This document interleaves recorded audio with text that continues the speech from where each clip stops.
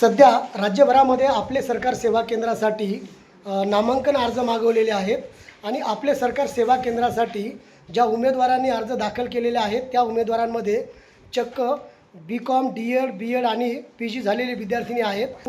आपण जर पाहिलं तर हे सर्व यांचं जे शिक्षण आहे ते उच्च झालेलं आहे। बाई शिक्षण काय झालं? बरं, काय शिक्षण झालं? BA झालेलं आहे। कशासाठी अर्ज दाखल केला आहे? महाई सेवा केंद्र। तू कशासाठी अर्ज दाखल केला? बरं, ह्या विद्यार्थिनी आहेत। बाई कशासाठी अर्ज दाखल केला आहे? सर किती शिक्षण झाले?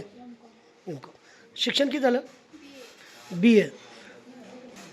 कुणाचं BA झालेलं आहे, कुणाचं MCom झालेलं आहे, काही PG झालेले देखील विद्यार्थी आहेत। आपण त्यांना विचारूयात। तर महाई सेवा केंद्र हे आपले सरकार सेवा केंद्र आहे। वेगवेगळे अर्ज या सगळ्या माध्यमातून दाखल होत आहेत। आता हे काही या ठिकाणी मुलाखत देऊन आलेले स्टुडंट आहेत। सर एज्युकेशन किती झाले?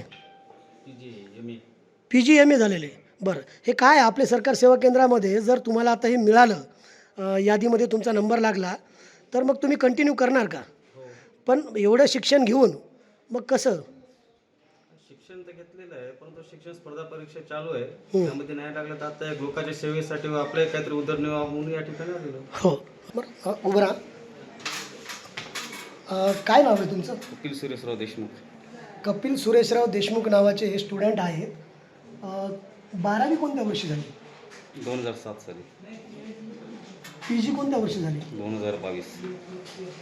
बेरोजगारीचं हे सगळं धक्कादायक वास्तव म्हणायचं का? म्हणता येईल।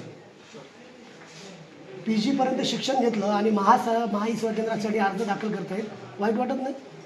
वाईट काय याच्यामध्ये वाटायचं?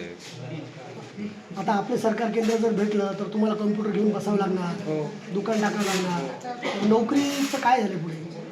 दुसऱ्याच्या दुकानला राहण्यापेक्षा स्वतःच एक असलेलं बरं।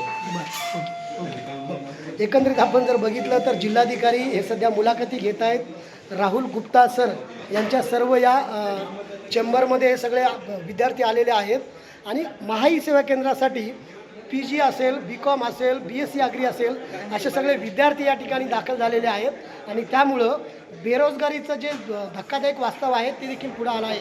संदीप नागरे, साम TV न्यूज, हिंगोली।